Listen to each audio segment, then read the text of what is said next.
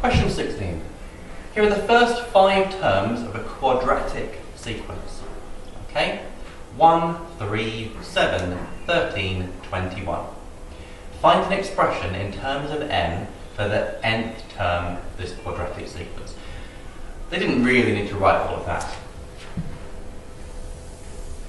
What is the nth term of this quadratic sequence? Okay, the first thing you want to find out is how much we're going up by each time. So you look for your pattern.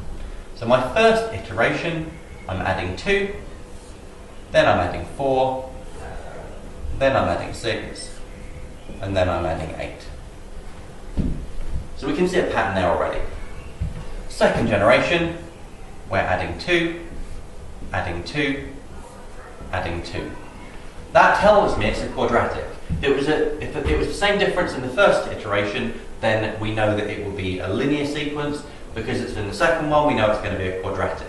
If it had been in the third one, it would be a cubic, etc. But we know it's going to be a quadratic. So we're going up by 2 in our second iteration. Now, that is not quite the coefficient of n squared. In other words, a number in front of n squared. We have to halve it. So because that is plus 2, it's going to be 1 n squared. So if that had been plus 4, we would have halved it and gotten 2n squared. If it had been plus 6, then we would have halved it and gotten it would have been 3n squared. So that's quite easy. 1n squared, well, you know what that sequence is. N squared. 1 times 1 is 1. 2 times 2 is 4. 3 times 3 is 9. 4 times 4 is 16. 5 times 5 is 25. Okay? Now we need to work out the difference between this sequence and that one. Okay, so what are we having to do to get from one to the other? So our difference here is 0, and then between 4 and 3 it's minus 1, and then from 9 to 7 it's minus 2, and then from 16 to 13 it's minus 3, and then from 25 to 21 it's minus 4. Okay? We now need to work out the nth term for this sequence.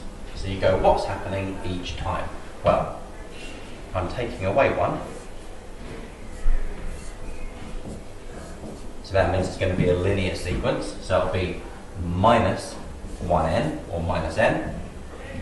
And then, what would I have to do to get back to 0? I'd add 1. So the sequence here, we've got minus 1n plus 1. So our final sequence is those two together, okay? So it'll be n squared, you don't have to write the 1n, minus n, don't have to write the 1, plus 1. And that's our answer.